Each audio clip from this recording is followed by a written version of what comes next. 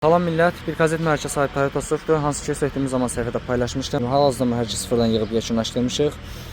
İndi mərkəzdə nə işlər görüldü, nələr dəyişildi, onları izah edəcəm sizə. Qeyd edim ki, bu avtomobil yağ imə probleminə yaxınlaşmış yanımıza. Kartelə kompres düşürdü.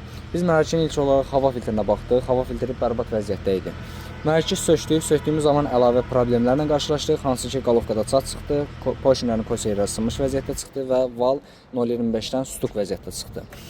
Xatırlayım ki, bu mühərrik dekabr ayında sıfırdan yığılıb və mühərrikin yığılması üçün böyük bir məbləğ xərclənilib. Və 5 aydan sonra bizim yanımıza yaxınlaşdı və yenidən mühərrik söküldü. Nəyə görə? Mən usta haqqında heç bir mənfi fikir bildirməyəcəm. Özünüz öz fikirlərinizi şərhlərdə qeyd edərsiniz. Hər bir mühərrikin özünə məxsus incə nüansları var. Yəni, iş prinsipi eyni olsa da və yaxud mexaniki hissələr bir-birinə bənzəsə də, hər bir mühərrikin özünə məxsus incə nüansları var. Hansı ki, usta bunu bilməlidir, diqqət eləməlidir. Bu mühərrikdə də yığan ustamız incə bir nüans var içində, ona diqqət eləməyib, yəni nə olduğunu deməyəcəm. Həmən o nüansa diqqət eləməyib və bunun nəticəsində də mühərrikdə yağın təzyiqi itib. Yağın təzyiqinin aşağı olması nəticəsində də mühərrikdə yağlanma prosesi düzgün getməyib və val stuq olub. Porşinlərin suratı sürtüb və sair əlavə problemlər. Qalovkanın çat çıxma səbəbi isə radiator tamamilə tutulmuş vəziyyətdə idi. Yəni mühərrik qızıb, qalovka çatlayıb.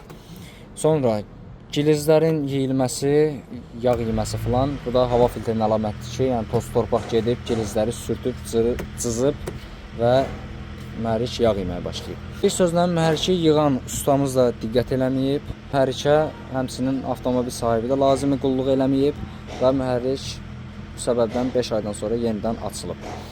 Hal-hazırda biz valı standart valla əvəz elədik, bloka yeni gilizlər vuruldu, porşinlər yenisi ilə əvəz olundu, qalovka yenisi ilə əvəz olundu, radiator təmizləndi. Hal-hazırda mühərriki işə salım, sizlər də şahid olun.